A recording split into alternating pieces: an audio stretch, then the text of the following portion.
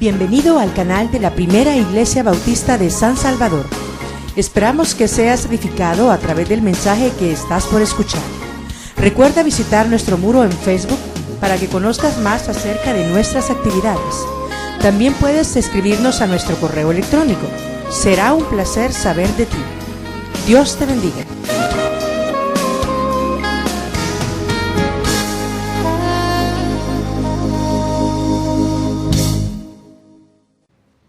Por la fe, José, al morir, mencionó la salida de los hijos de Israel y dio un mandamiento acerca de sus huesos. Por la fe, Moisés, cuando nació, fue escondido por sus padres por 3 meses, porque le vieron niño hermoso y no temieron el decreto del rey. Por la fe, Moisés, hecho ya grande, rehusó llamarse hijo de la hija del faraón, escogiendo antes ser maltratado con el pueblo de Dios que gozar de los deleites temporales del pecado, teniendo por mayores riquezas el vituperio de Cristo que los tesoros de los egipcios, porque tenía puesta la mirada en el galardón. Por la fe dejó a Egipto, no temiendo la ira del rey, porque se sostuvo como viendo al invisible. Por la fe celebró la Pascua y la aspersión de la sangre, para que el que destruía los primogénitos no los tocase a ellos. Por la fe pasaron el Mar Rojo como por tierra seca, e intentando los egipcios hacer lo mismo, fueron ahogados. Por la fe cayeron los muros de Jericó después de rodearlos 7 días. Por la fe, Rahab, la ramera, no pereció juntamente con los desobedientes, habiendo recibido a los espías en paz. ¿Y qué más digo?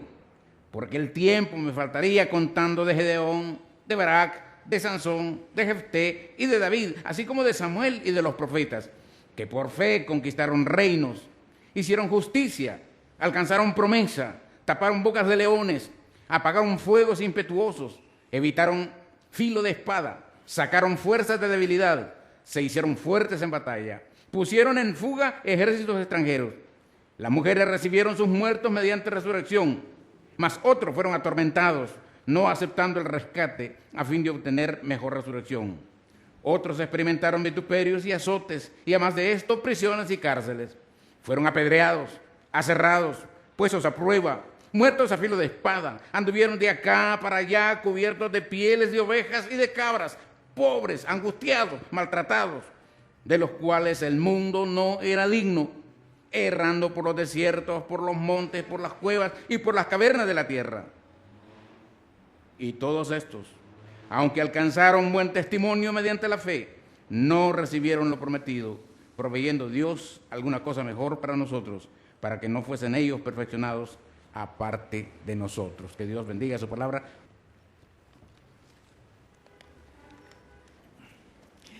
¿Saben ustedes que uno de los grandes pecados de los cristianos es que por alguna razón que yo no logro entender bien, siempre pensamos que la historia de la fe cristiana comienza con la iglesia donde empezamos a ir? Y hacemos un parteaguas entre el pasado vivo de la iglesia cristiana y el presente vivo de una comunidad de fe local. Ese reduccionismo de la experiencia de fe hace que perdamos la riqueza, vamos a decir, el capital de la historia, que debe servirnos para enriquecer y aumentar el capital de nuestra experiencia presente y futura. Hacemos mucho énfasis en los tiempos en los que celebramos el aniversario número X, ahora serían 500 años, de la Reforma Magisterial, que es el nombre técnico, la Reforma Magisterial, que se da en el siglo XVI, y pensamos que los grandes hitos fueron asuntos de semántica, asuntos ideológicos, asuntos de racionalización teológica y de historia convertida en diálogo en ese tiempo. En realidad, la iglesia no ha sobrevivido por causa de los que pensaron bien, ni por las teologías bonitas o buenas o ortodoxas, ni por los grandes tratados teológicos escritos por personas muy inteligentes que apenas 20 personas los entendían. El resto se quedaba, como decimos en Guatemala, pasaban de noche, porque no entendían de qué se trataba el infundio o la verdad. En realidad, la iglesia cristiana ha sobrevivido por un simple secreto humano, porque el método de Jesús siempre fueron seres humanos. Entonces ha sobrevivido por sus testigos. Y los testigos de la fe no siempre y casi nunca fueron los mejores educados, los mejores formados o las personas con mayor capacidad para articular ideológicamente ideas religiosas. Fueron los simples peones de la vida, del gozo, del sufrimiento, de la alegría y de la aventura de fe en las purititas manos de Dios. Y por eso muchas veces abandonados de la mano de los seres humanos. La iglesia ha sobrevivido por los testigos de Cristo. Y estos testigos de Cristo han sido de toda índole, de todo matiz, de toda manera. No ha habido una sola forma específica de decir, tenemos testigos perfectos, en el sentido de son de un solo y un mismo decir y pensar. Desde los tiempos bíblicos, Pablo no siempre pensaba igual que Pedro. Y Pedro no tenía siempre las mismas ideas que Juan. Y la mamá de los hijos de Zebedeo tenía otra idea. Las mujeres tenían las mujeres siempre tienen espléndidas ideas. Lo que pasa es que los hombres se las agarramos antes de salir de la casa y las traemos como predicación nuestra, pero las ideas vienen muchas veces de las mujeres que nos regañan todos los días de la forma en la que la fe debiera ser. Eso de regañar es un decir, no regañan las hermanas, sencillamente dicen lo que piensan y a veces duele. Muy bien. Entonces, sí es cierto que los testigos fueron esenciales en el proceso de diseminar una buena noticia. Estos no podían ser homogéneos, hechos en un envase o un mismo molde o modelo, porque entonces no hubiera tenido el testimonio lo que es esencial para todo testimonio cristiano, que es las múltiples caras de una verdad que proviene de Dios y que por lo tanto responde a múltiples realidades y necesidades, aunque los individuos mismos que lo testifican no lo perciban de esa manera. Por ejemplo, era yo niño, tenía 7 años de edad, apenas había comenzado a leer, todavía leía las abreviaturas como se escribían, por usted se ponía UD y yo decía UD, por ejemplo, y como decía señor yo decía Zr. Pero ese principio de mi propia lectura me llevó un día al escritorio de mi papá y le vi un libro de una pasta antigua ahí y lo vi, las páginas eran amarillas y en esa primera lectura no entendí mucho, pero el título era Recuerdos de antaño, que se refería a los mártires de la fe cristiana en la España de los tiempos de la Contrarreforma, particularmente los cristianos que cuestionaban la fe tradicional y dominante en un lugar llamado Valladolid. Ahí leí de esa edad un montón de historias que me produjeron un poco de angustia. Lo digo hoy, angustia. En ese tiempo no podía describir qué era, pero me produjo angustia. Eso es lo malo de educarse un poco, que después uno le pone palabras finas al miedo, ¿verdad? Y le pone palabras finas a los temores que tenemos todos. Bueno, el libro se refería a martirio en términos de testimonio, porque mártir viene de una palabra griega que es la misma palabra para decir testigo. Testigo y mártir y testigo es lo mismo. Estas personas cuestionaban muchas cosas de la tradición y de la religión tradicional, aunque no tenían muy claro para dónde querían ir, que es el primer misterio de los testigos. Las mujeres regresaron a Jerusalén y le dicen a los discípulos, sus compañeros, oigan, el Señor ha resucitado. Ellos no podían controlar el resultado de lo que decían y los hombres no les creyeron. Claro, es que en aquellos tiempos el honor y la vergüenza era el valor primordial o principal de la sociedad. Y para los hombres era el honor y para las mujeres la vergüenza. Por lo tanto, no era muy válido un testimonio de alguien que era de segunda categoría en la escala de géneros en la cultura mediterránea. Así que no les creyeron, pero eso estaba fuera del control de las mujeres. Pero no nos dice el texto que las mujeres dijeron, pues como ustedes no creen, pues es cierto, no resucitó. La idea del testimonio no radicaba en que le creyeran, sino en que era cierto. Por eso cuando Jesús habla de ser testigos, dice, ustedes me serán testigos y van a enseñar a los que les testifiquen lo que yo les he enseñado. No dice, se lo van a inventar, ni dice, y ellos lo van a creer y aceptar. Pero dice, pero si algunos deciden creer, pues bautícenlos y enséñenles lo que yo les he enseñado. Pero muy probablemente no van a ir todos creyéndoles. El testimonio, el valor del testimonio no radica en el éxito del testimonio, sino en la verdad que contiene, que es innegable, o como dicen los abogados, substancializada. No se contradice una verdad que es verdad, aunque el otro no la crea. Así que el libro ese para mí se volvió como verdad. Y me golpeó. Yo hablé con mi papá y le digo, mire, ¿y usted ya leyó ese libro? Pues oiga, lo había leído. Y dice, sí, ya lo leí. Y le digo, ¿qué piensa? Bueno, dice, está muy pequeño todavía para entenderlo, pero lo que quiero que entiendas es que esas historias son buenas para que uno se vuelva buen cristiano. Es la primera vez que voy en mi vida que oír de sufrimiento de otros y de dolor lo hace a uno buen cristiano. Porque en la teología barata de los últimos 100 años se habla mucho de que la mejor manera de probar que la fe cristiana es buena cuando todo camina bien, cuando todo marcha bien, y que el real objetivo de la fe cristiana es que nunca nos pase nada, ni siquiera una mosca en la sopa.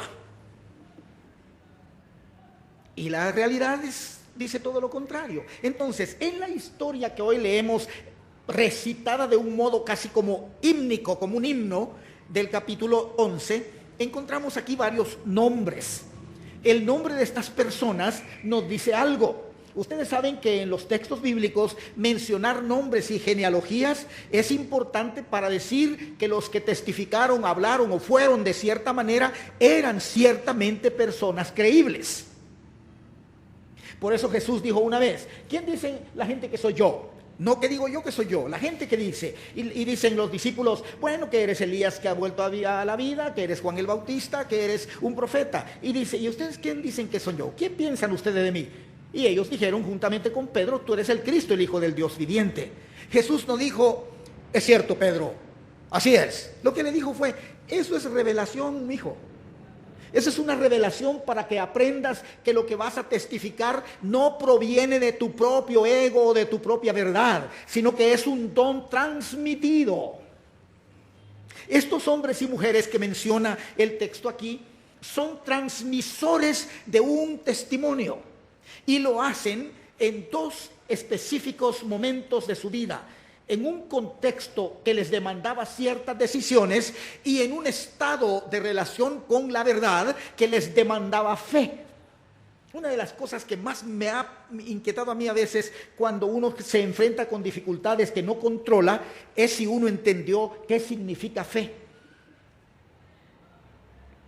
Como yo era pastor antes de conocer a Rosita, yo ya tenía alguna experiencia pastoral. Pero cuando la conocí, a mí nadie pagaba por mí ni siquiera la comida.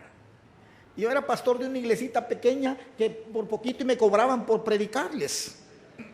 Para empezar, porque no muy, como siempre he sido así, bonito sí siempre he sido, pues, pero chiquito y así, todo esmirriado, no guapo como Luis, por ejemplo, no, todo feíto.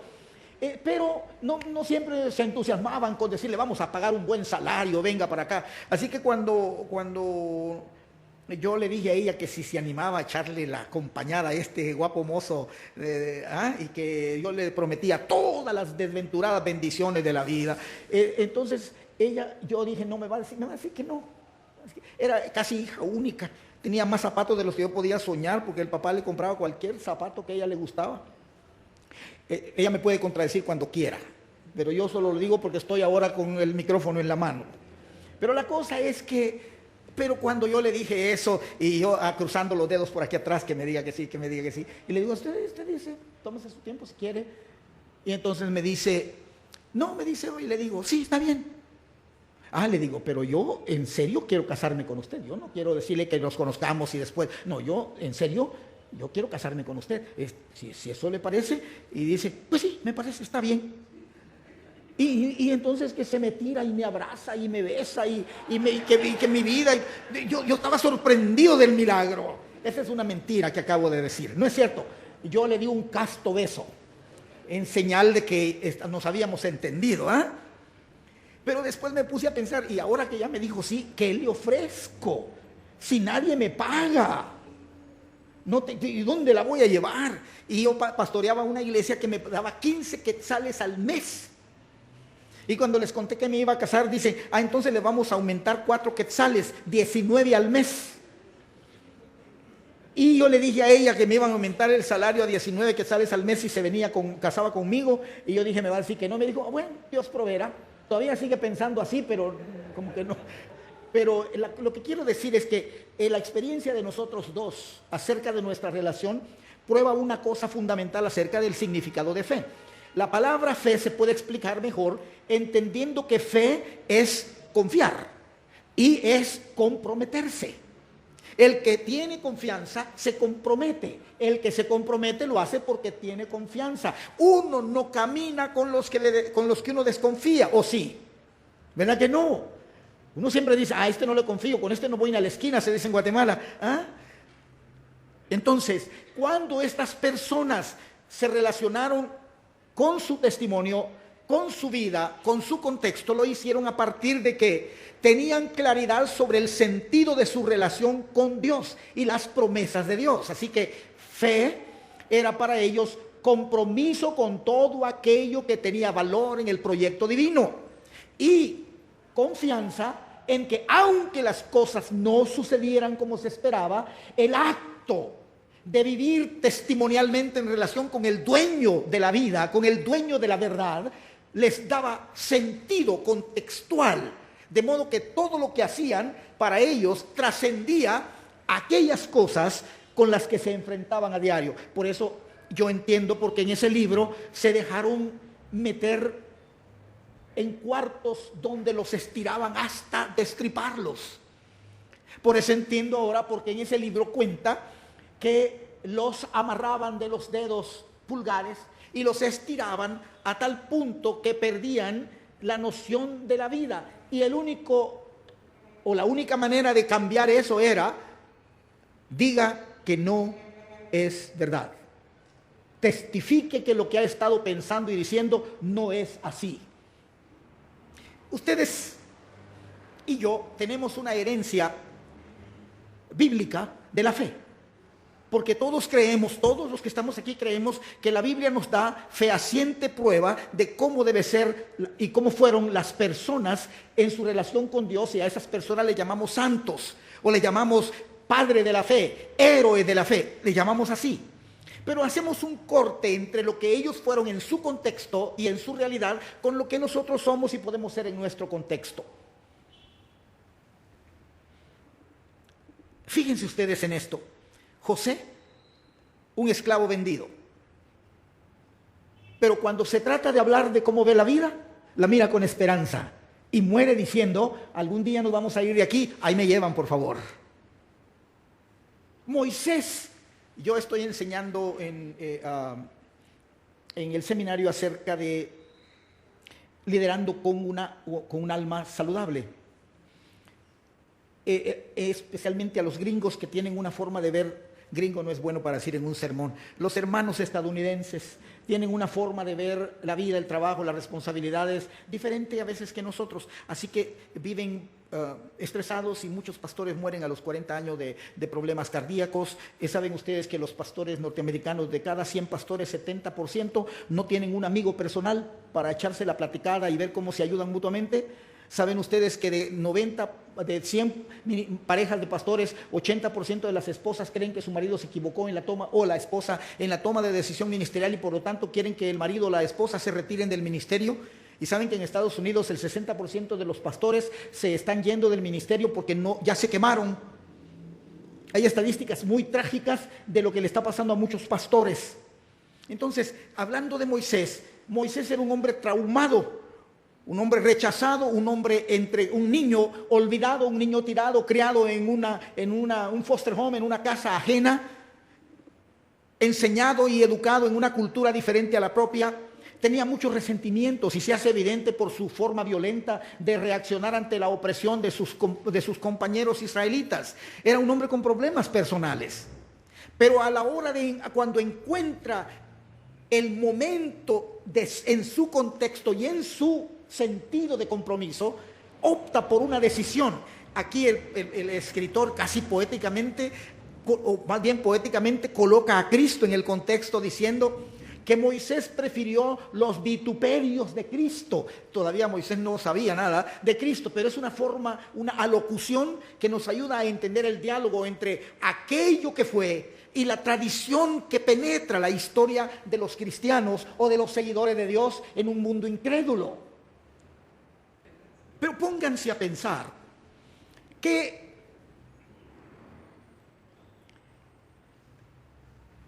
la fe cristiana que nosotros tenemos hoy no se dio en el vacío entre hace 103 años y toda la historia cristiana de ahí para atrás. Esto que se llama Primera Iglesia Bautista de San Salvador no es un paréntesis en un vacío escatológico donde Dios se revela escatológicamente a un grupo y dicen, la First Mennonite, the First Baptist Church, la primera iglesia de San Salvador comienza hoy, No, porque esto que ustedes tienen no es nuevo.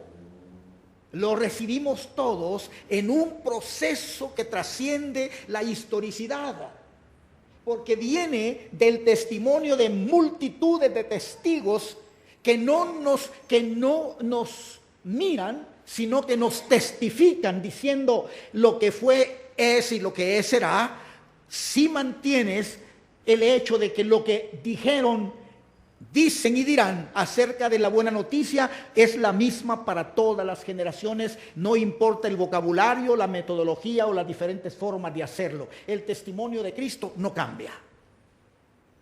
Solo cambia las circunstancias donde lo hacemos verdad. En latín, la palabra que se usa para describir eso es tradere. Y la palabra tradere significa transmitir, pero de ahí también viene la palabra tradición. Transmitir, hacer un proceso de transmisión es lo que toda la Biblia es acerca de. Cuando uno abre la Biblia, es toda ella un proyecto de transmisión. Una tradere de verdades, principios, valores, miedos, angustias, realidades existenciales humanas, espiritualidades de diferentes tonos y colores que al tomarlas nosotros, o las tomaron los primeros padres de la fe cristiana después de los apóstoles hasta el día de hoy, nos han venido transmitiendo a nosotros esto mismo de diferentes maneras. En el siglo XVI, algunos dicen la Iglesia Católica estaba en crisis. Otros piensan y dicen que la Iglesia Católica no servía. Yo estoy un poquito en conflicto con eso, porque la Iglesia cristiana siempre tiene una razón para existir. La iglesia cristiana nunca va a dejar de ser hasta que el Señor decida que no lo sea. La iglesia siempre tiene un propósito para existir. Por lo tanto, puede pasar por diferentes etapas, pero la verdad de Dios depositada en el vaso frágil de la iglesia sigue vivo. El problema es cómo se transmite, cómo se mueve. Entonces, en el siglo XVI se dio una especie de vacío en la transmisión de la buena noticia. Y los vacíos son buenos, porque en los espacios que se abren pueden nacer nuevas posibilidades. Es como las crisis. Yo no sé por qué siempre le tenemos miedo a las crisis de media vida. Todas las crisis son buenas. El problema es cómo las enfrentamos. Las crisis de las iglesias no son lo peor que le puede pasar a la iglesia. Lo peor que le puede pasar a la iglesia es que no aprendió la lección transmitida por siglos y siglos y siglos. Yo soy hijo de una persona que siempre estaba hablando de que morirse por la fe en Cristo era lo mejor que le podía pasar, así que nos metió un trauma a todos los hijos. Se nos puede morir el viejo fácil porque nos lo van a matar. Y yo recuerdo que hace unos tiempo atrás una de nuestras hijas dijo, ahora yo entiendo por qué se sentía en la casa esas sensaciones extrañas de que algo malo podía pasar. Siempre procuramos que los hijos no supieran que estábamos, como dicen popularmente, volando en ala de cucaracha. Y procurábamos que ellos no se enfermaran con las grandes dificultades que estábamos pasando en el contexto de nuestra vida cristiana en Guatemala. pero se transmite. Hay lenguajes, ahora cuando se habla de la neurociencia, se dice que hay neuronas espejo y que en el cuerpo, en el cerebro del ser humano hay neuronas espejos que captan lo que está sucediendo en el otro ser humano. Son las neuronas de la socialización. Entonces es fácil transmitir los miedos o los valores, las alegrías o las tristezas, las angustias o los regocijos de la vida. Es fácil transmitirlo aunque uno no se dé cuenta. Así que la hija dijo, ahora ya me queda claro. Con razón a veces sentíamos miedo, dijo. Como la vez que mi esposa llevó a nuestros niños a la cocina, porque venían unas personas con unas intenciones muy bien definidas. Yo los invité a tomar un refresco, le dije, ¿quieren tomar algo? Café o refresco, dicen, lo que sea está bien, y les di de tomar. Y entonces me dice, yo quiero que sepa que venimos a matarlo. No crean que yo soy valiente, yo soy una de las personas más cobardes que se puedan imaginar. Es decir, la ganas de salir huyendo por donde fuera, pero la casa no daba para mucho. Y como no quiero hablar de mí, solo quiero usar ese ejemplo para que notemos la radicalidad de la versión acá, que dice,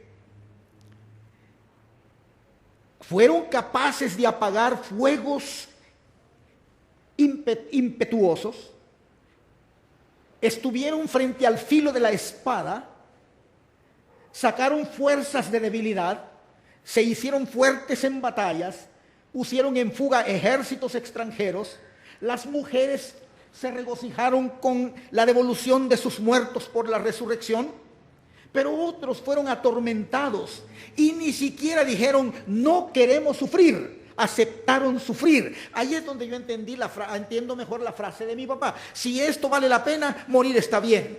Yo me recuerdo una vez que llegó una turba y los golpeó tanto que mi papá murió a los 84 años de una lesión que le provocó esa paliza en el hígado.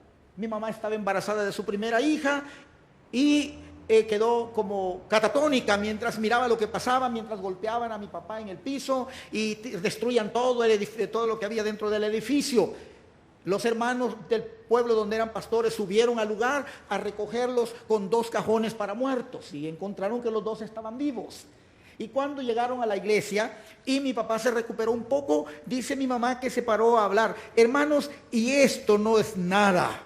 Hay más gozo todavía en el sufrimiento si seguimos testificando de Cristo. Eso es una cosa que impresiona, porque no lo hacen personas valientes, solo personas que se consideran testigos de la verdad y creen que vale la pena testificarlo. En ese siglo de crisis, el siglo XVI, también habían cosas luminosas que estaban pasando. La humanidad estaba entrando en un marco de referencia sobre los valores de la humanidad que eran completamente distintos a todos los siglos anteriores.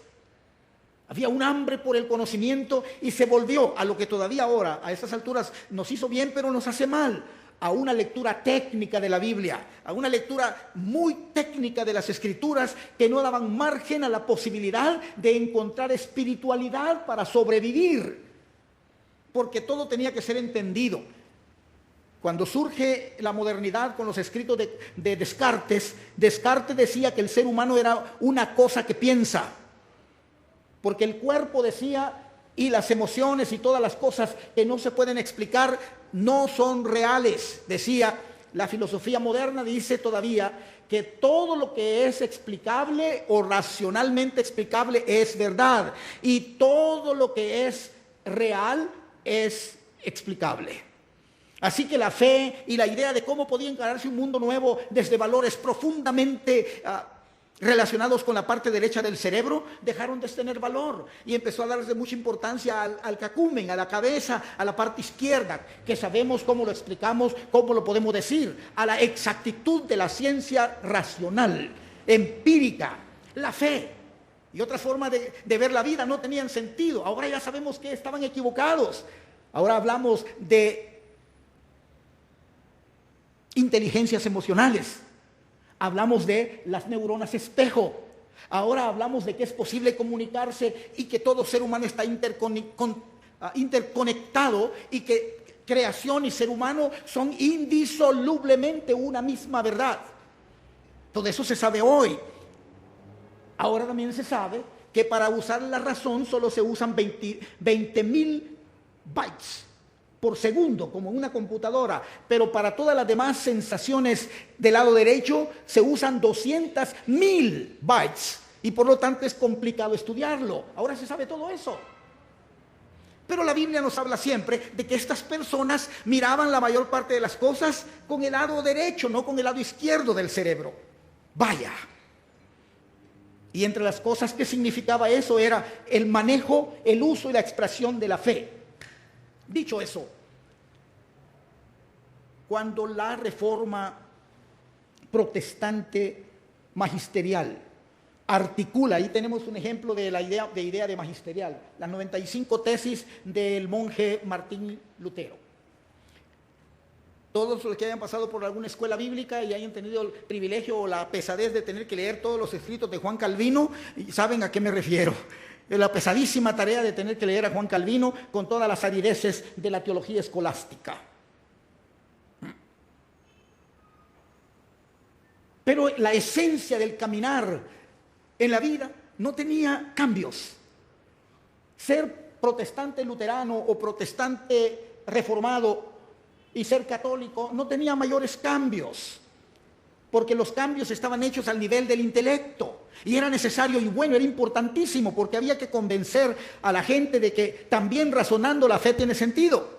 Estaba bien, pero los grandes desafíos del alma, la pobreza en la que el ser humano estaba metido en ese tiempo por una ofensiva falta de libertad para creer, por el simple hecho de poder creer y de querer creer, quedaba combinada, quedaba cooptada, quedaba atada a las reglas de funcionamiento de la sociedad. Una de las cosas buenas que hizo Martín Lutero, y quizás para este humilde servidor, mucho más importante que las 95 tesis, fue la primera traducción del Nuevo Testamento al idioma alemán.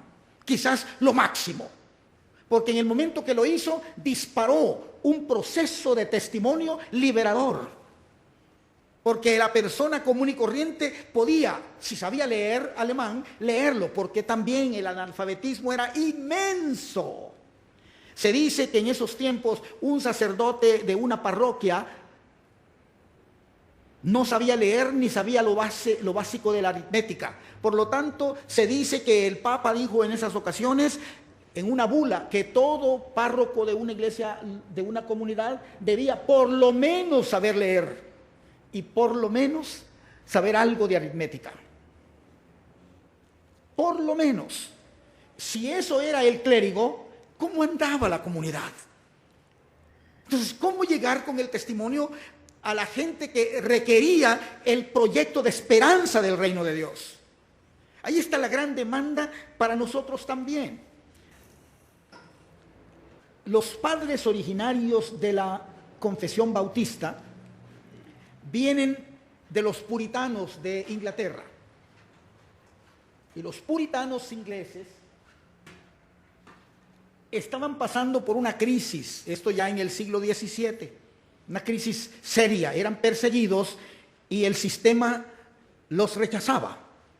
Muchos de ellos huyeron a la Europa del norte, particularmente a las regiones de Frisia, de Holanda y de la parte noroeste de Francia.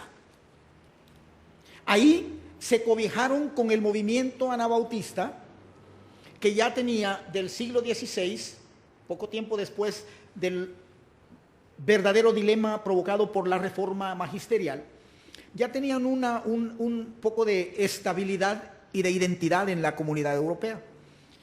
Le llamaban anabautistas como una burla, diciendo son los que se bautizan 2 veces.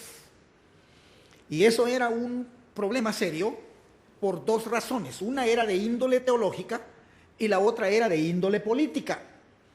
El sistema religioso medieval controlaba desde la política y el poder, controlaba a las masas a través de la religión. Y a través de la religión, el liderazgo religioso, dígase el papado, controlaba a los poderes políticos. Había una especie de simbiosis peligrosa, enfermiza en eso. La primera cosa que todo sistema procura es mantener escondidos lo que se llaman reglas escondidas de todo sistema. Mientras un sistema mantiene escondidas las reglas de juego de un sistema, controla mejor a la gente. Y una de las primeras maneras para controlar es volverles sistemáticamente ignorantes. Jesús dijo: conoceréis la verdad y la verdad os hará libres. Y por eso lo mataron. Porque la verdad es peligrosa. Por eso el problema de ser testigo. ¿Qué dice la Biblia? Pablo dice: cuando haya alguien que necesite resolver un asunto, traiga 2 testigos de fe y verdad, o sea, de confianza y que sean veraces. Jesús dijo: la verdad hace libre a la gente. Yo soy la verdad. Bueno, hay que matar la verdad. Hay que desaparecer la verdad. Y si Jesús es la verdad, destruyamos a Jesús. Volvámoslo ideología. Ideologicémoslo. Volvámoslo una historia, una metanarrativa. Volvámoslo un cuento manejable.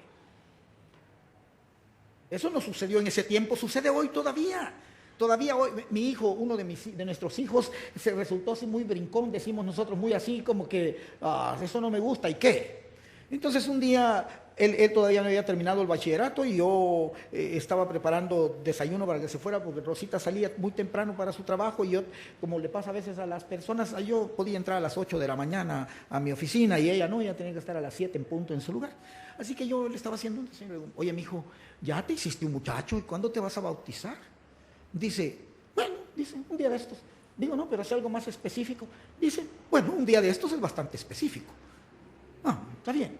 Digo, ya es tiempo de que tú te comprometas con Jesús y que hagas algo en relación con tu fe en Cristo. Dice, papá, ¿y quién te ha dicho que yo no creo en Cristo y que yo no creo en Jesús?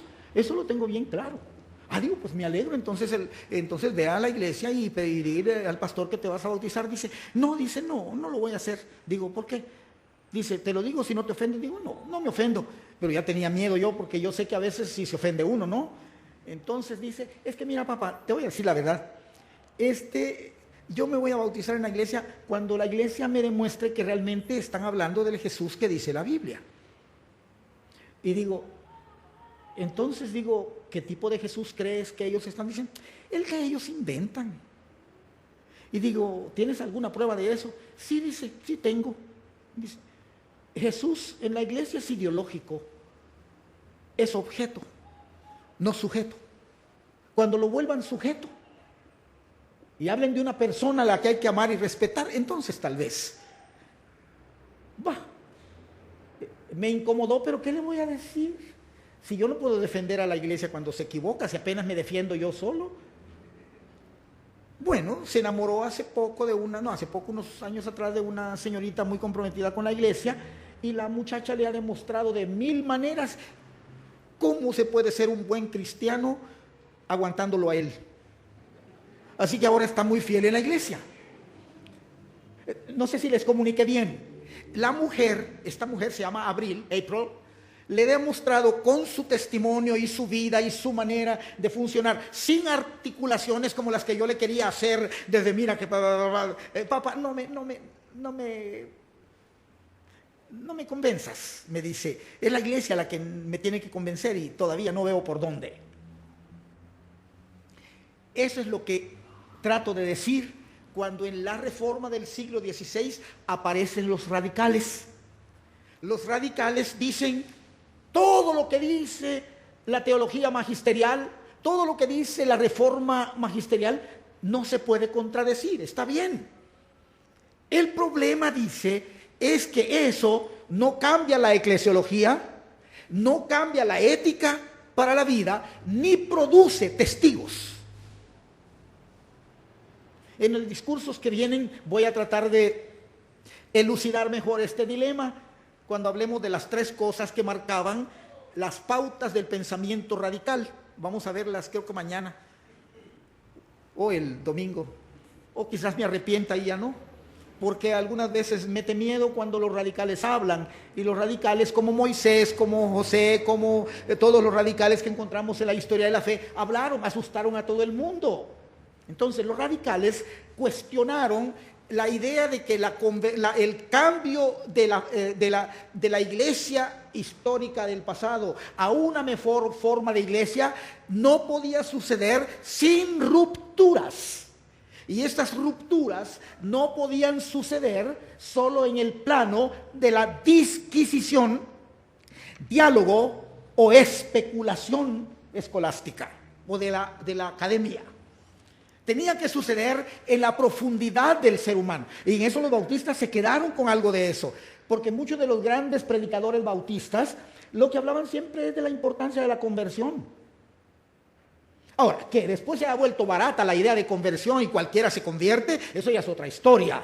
Pero la esencia de la primera predicación de los bautistas y los puritanos es: el mundo necesita testigos diferentes. Porque los que tenemos no impactan la realidad de la gente, no cambia nada. Estaba yo dando unos discursos teológicos en una universidad alemana y me tocó un diálogo con unos estudiantes y dos de ellos hicieron dos comentarios. El primero fue que los dos no los olvido. Hubieron otros comentarios, pero esos dos no los olvido.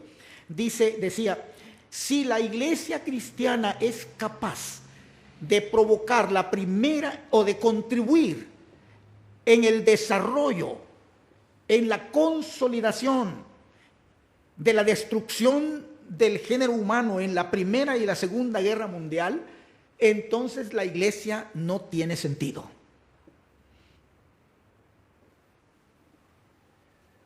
Y el otro joven dijo: mire, es verdad que necesitamos la fe. Y citó una frase de Karl Barth, que dijo en los años 30, el mundo está lleno de iglesia, pero está vacío de Jesús. El mundo necesita más Jesús y menos iglesia. Por supuesto que tanto Karl Barth como otros pensadores no estaban hablando deshagamos la iglesia. Lo que estaba diciendo era: las estructuras, cuando se vuelven la razón de ser de un grupo de discípulos de Cristo, convierte a la iglesia en un fin en lugar de mantenerla como un medio para testificar de Dios. En cierto modo, sin decirlo de esa manera, los radicales lo pensaron de ese modo. La iglesia necesita retomar su razón y propósito. Y para eso hay que volver a lo básico. La idea de radicalidad no es la idea de violencia como ahora se piensa, que todo el que es radical es violento. No, la idea de radicalidad quiere decir hacer las cosas desde la raíz. Comenzar donde las cosas comienzan. Por eso los puritanos se sintieron muy entusiasmados con los principios de la radicalidad anabautista en su diálogo con este movimiento en Europa. El problema es que siempre los radicales o la gente que piensa radicalmente a veces es pendular. De un extremo se va al otro extremo. Entonces muchos de los radicales decidieron que la iglesia no necesitaba nombre. ¿Para qué? ¿Qué es eso de nombres? La iglesia es la iglesia, ese es el nombre. Entonces no se pusieron nombre. Cuando nosotros comenzamos un proyecto de plantación de iglesia en Guatemala en los años 70, con mi esposa, como venimos de esa herencia, decidimos que no le vamos a poner nombre. Y un día fuimos a comer a un restaurante y se acercó una persona y me dice: mire, yo creo que ustedes a la iglesia de usted es pastor, va una persona. Y ya me dijo: sí. Le digo: sí va. Y le digo: ¿cómo lo supo? Bueno, es que él me dice siempre que está yendo a la iglesia de Gilberto. O sea que ya le habían puesto nombre, se llamaba la iglesia de Gilberto. Y para una persona como yo, con los fundamentos de la teología anabautista que yo me siento contento con tener, me sentí como ofendido por eso. Dije: no, hay que ponerle nombre rapidito. Y le pusimos nombre por fuerza, porque si no se hubiera llamado la iglesia de los gilbertistas, ¿se imaginan ustedes? No, qué barbaridad. Me hubieran metido preso, creo yo, por semejante delito. Ahora, estos primeros radicales no se pusieron nombre. Se llamaban de diferentes maneras. Los del camino, se llamaban los hermanos libres, se llamaban la iglesia de creyentes, se llamaban los discípulos, se llamaban de diferentes maneras, pero en su grupo pequeño. Porque además andaban huyendo todo el tiempo. Fíjense cómo son los llamados fundamentalismos tóxicos, que con el paso de los años, los más radicales anabautistas y conservadores dijeron, ya no se usan instrumentos para cantar porque la iglesia nunca los necesitó, ni en el tiempo apostólico ni en el presente. ¿Cómo sabían ellos que en el tiempo apostólico no se usó instrumentos? No lo sabemos, la Biblia no nos dice que se usaban o no, ¿o sí? Sí que no lo sabemos, pero dijeron, no más instrumentos. Entonces, oiga, un culto a 4 voces, sin instrumentos, 500, 600, 1000 personas cantando en armonía, es todo una alegría. Pero convertirlo en fundamentalismo y decir, solo así se debe cantar. ¿Qué pasa conmigo que yo doy todas las notas en un mismo son? Porque soy tan elegantemente desafinado que mi papá me eliminó de sus clases de canto, porque mi papá era músico y enseñaba solfeo. Y cuando se ponía a ensayar con mis hermanas y hermanos cantos, y yo me paraba, decía, mijo, está bien, anda, trae agüita. A mí me mandaba a hacer el aguatero de la casa porque eso de cantar no se me daba. Bueno, lo que quiero decir es que cuando una comunidad de fe anda huyendo de pueblo en pueblo, de casa en casa, de cueva en cueva, de rincón en rincón, de bosque en bosque, ¿cómo iba a andar cargando un tremendo artefacto de ese tamaño? ¿Y qué tal si andaba con uno de esos contrabajos grandotes, si lo que querían es que no los vieran? Así que la radicalidad no es sugerir que una tradición que funcionó en un momento dado por fuerza se traslada a otro ambiente, porque eso se llama anacronismo. Pero en términos de la fe, estas personas decían algo que siempre tiene sentido. La primera cosa que hay que hacer es recordar la centralidad de Jesús en la relación del hombre y la mujer con Dios. Así que vayamos a Jesús. Aquí no vamos a hablar de eso, pero una de las cosas radicales de los radicales fue, volvamos al principio hermenéutico del Nuevo Testamento, que fue leer las Escrituras a la luz de Jesús.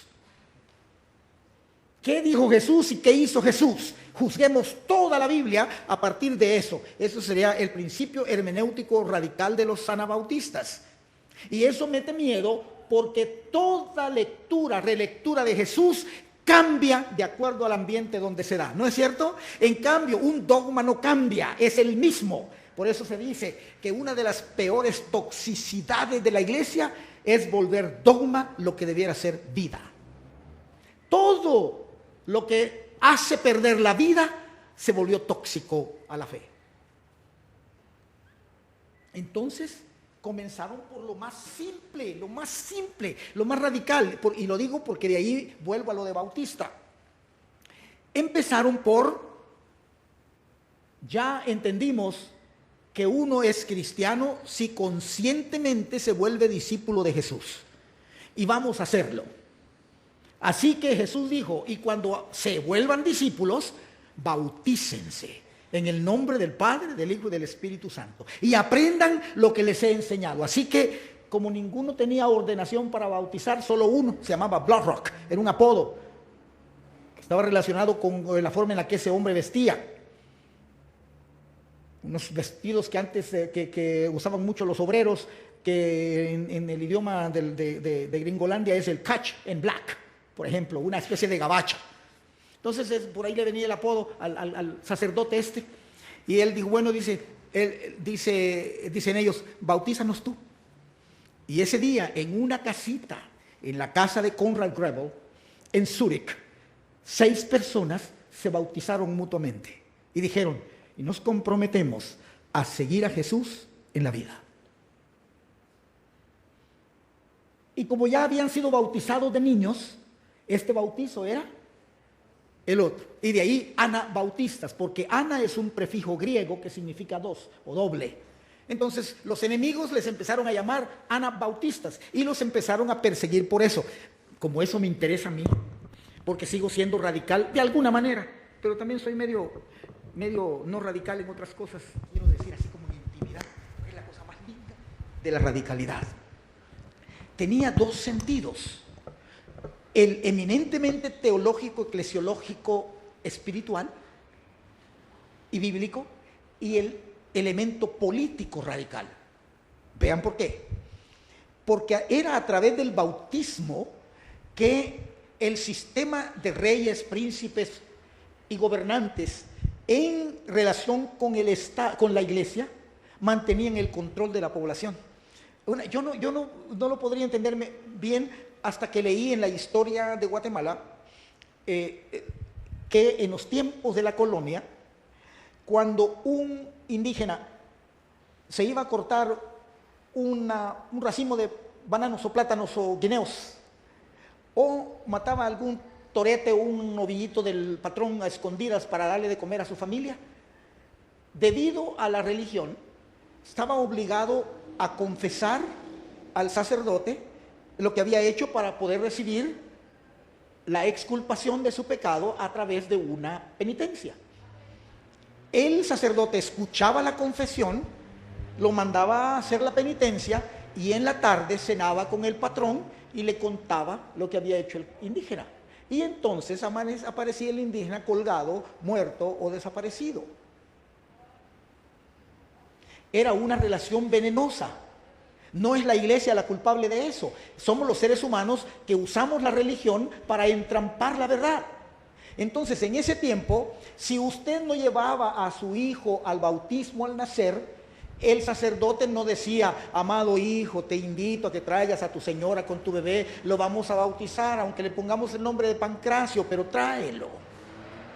O el nombre que quieras.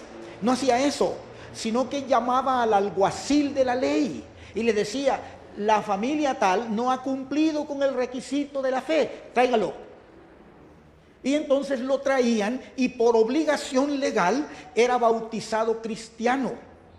Había otra cosa, y esto sucede ya cuando la reforma, la reforma magisterial, cuando sucede la reforma magisterial, entonces el sistema seguía intacto. Si el príncipe de Sajonia era luterano, todos los súbditos por ley eran luteranos. Si el príncipe de otra comunidad era católico, todos los súbditos eran católicos. Y si otros eran reformados, eran reformados.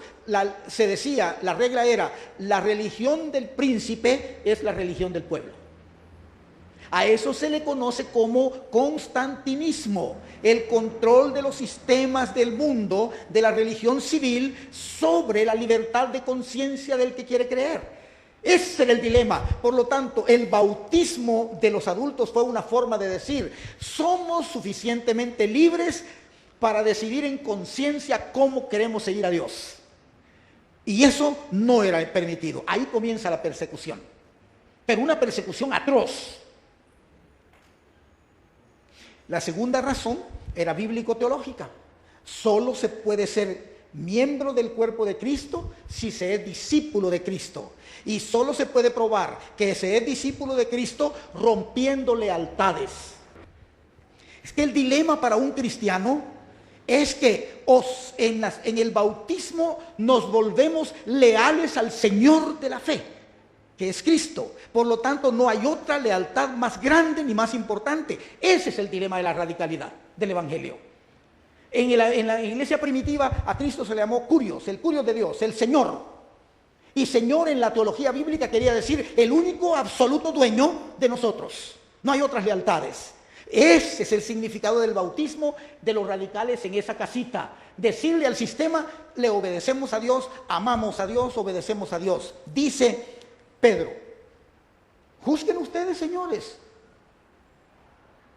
¿Qué es más importante, obedecer a Dios o a los hombres? Ahí está el quid teológico del asunto. Y ahí está la radicalidad de la buena noticia según los anabautistas. Bueno, eso le gustó a los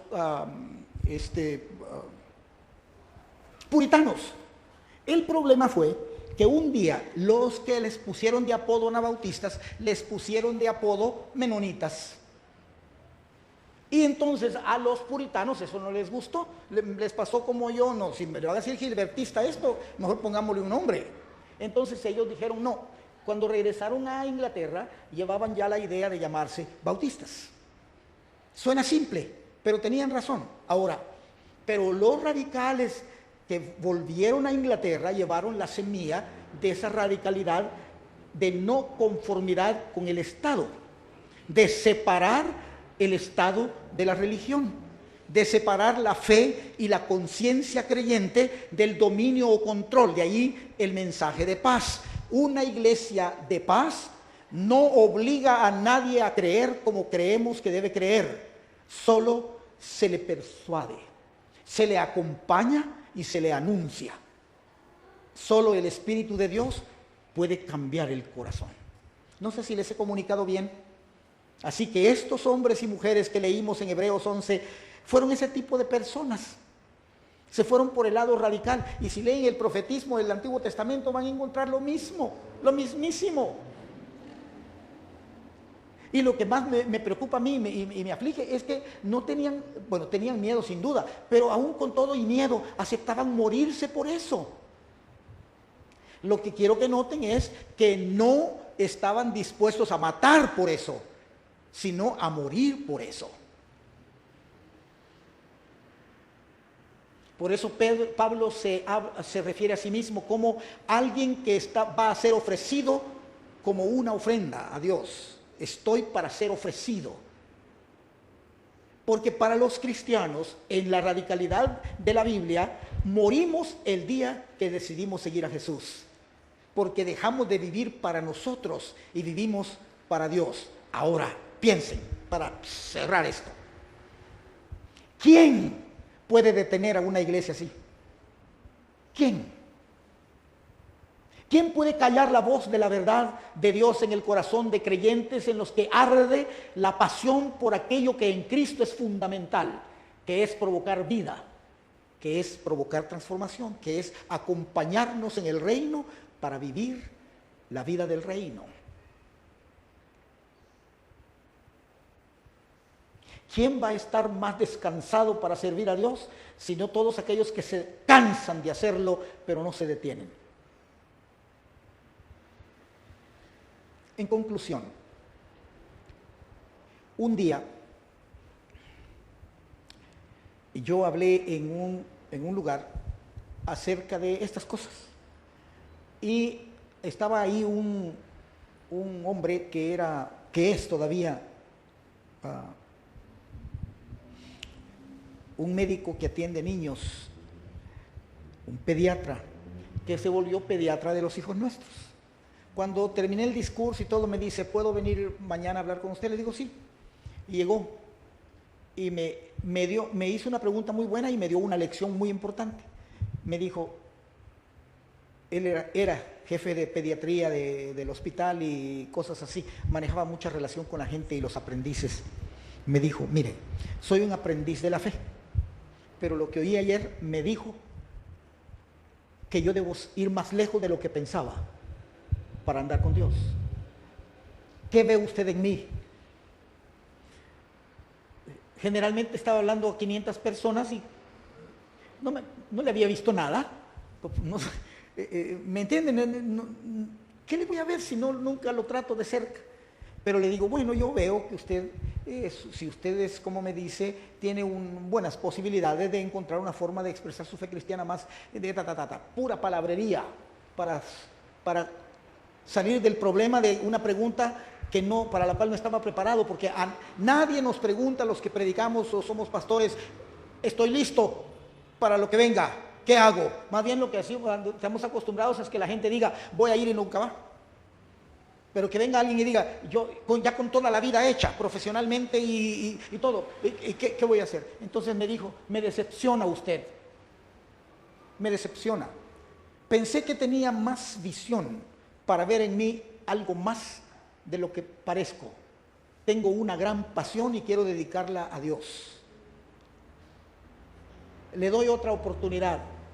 Hablemos en una semana que haya pensado y dígame qué puedo hacer. No tienen idea qué tipo de hombre se volvió ese hombre. ¡Qué bárbaro! Una persona apasionadamente comprometida con aquello que creyó. Entonces, hermanos, ustedes tienen toda una tradición que compartir. No compitamos con nadie, ni tratemos de buscar satisfactores. Mejor aprendamos la lección de los testigos. Lo que digo es la verdad. Aquí está la verdad. Y que la persona juzgue y la tome. pero que tanto de palabra como de hecho demostremos que el Señor es nuestra lealtad y que esa es no negociable, no cuestionable y no admite ningún tipo de excusas. Como dijo Jesús a Dios, el Padre, no es como yo quiero, Señor, pero que sea como tú quieras.